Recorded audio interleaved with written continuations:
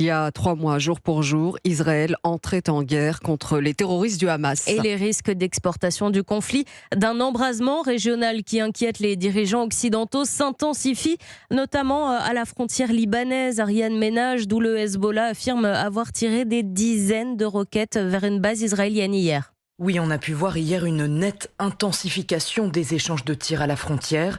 Les sirènes d'alerte ont retenti tout au long de la journée dans les villages du nord d'Israël. Le Hezbollah a également ciblé une base militaire de Tsahal en tirant plusieurs dizaines de roquettes.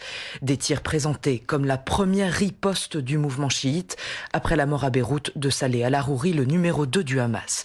Ces dernières heures, l'armée israélienne de son côté assure avoir frappé une série de cibles du Hezbollah au sud Liban.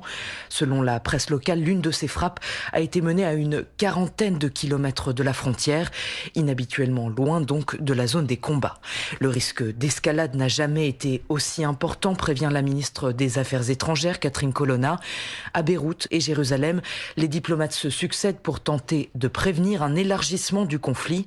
Anthony Blinken, secrétaire d'État américain, est actuellement dans la région. C'est son 5e déplacement depuis le début de la guerre. Ariane Ménage, correspondante d'Europe 1 à Tel Aviv.